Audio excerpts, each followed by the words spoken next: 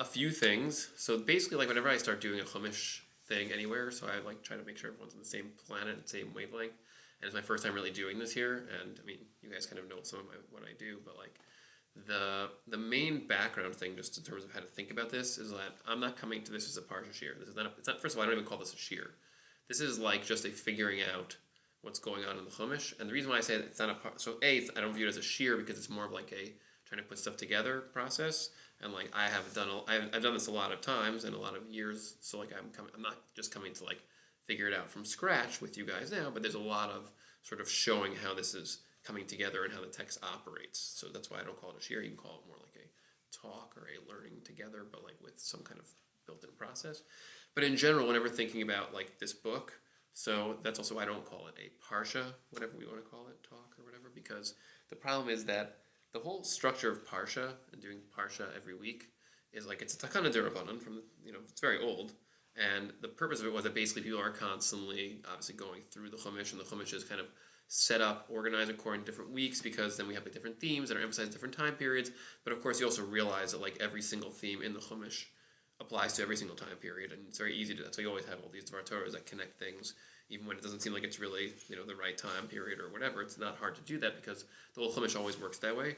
And so the whole Parsha structure is like fundamentally just really to sort of have this very loose way of getting us into a pattern of learning the Chumash repeatedly, and it's trying to finish it every year, and like, but it's very loose. And so when you start to realize that, so it kind of gets rid of this idea that you have to read the Chumash in terms of Parsha and think about it in terms of Dvar Torahs, which is like a disease in terms of actually learning the Torah Shebchsav. Like it's a real problem. Like learning the actual Torah is very like underdone, underemphasized in yeshivas, in shuls, in communities. There's a lot of emphasis on learning Gemara, obviously, but like just doing it, a lot of it, I would argue, a lot of that is because of this framework of Parsha that not only, again, it's from Chazal, it's from the Gemara, but like the idea that like you should actually just focus on that and then make that into like your framework of how you relate to the Chumash, I think really discredits the whole book.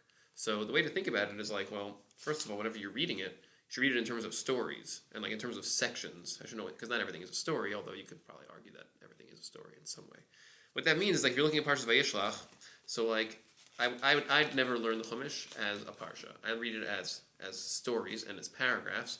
And if you just kind of look at it, like the first story, the first paragraph is pretty long. It goes all the way until here. And it's the story of Yaakov and Esav meeting after, Yaakov was far away for a long time. You have this little short thing here where Yaakov then tries to sort of settle down outside of where Shechem lives. Unclear where that is. Like it says, it's called Shalem, maybe is the name of the place. And then you have the Dinah story. And then you have these like really, really whacked out things, just very strange stories about. First you have this. Actually, first you have the story of them going back to Beis El to sort of finish the story of what happened at the beginning of Parsha Vayetze, that they were supposed to go there, and Yaakov was supposed to come back and then basically do this thing in Beit El. And then you have this other story about Hashem naming Yaakov Yisrael, and then you have the story of Rachel dying, and you have a couple other weird things there after that, and then you have this long genealogy of Esav, and then you have these kings that also ruled in the area where Esav was supposed to be.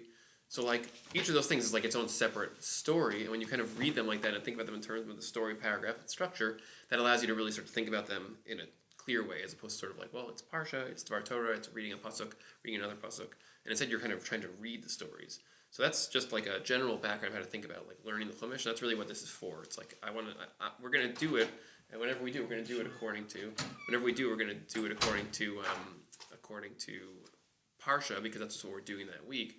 But like when you learn it, so to understand that's how to sort of think about it, that's how this context is going to be thinking about it.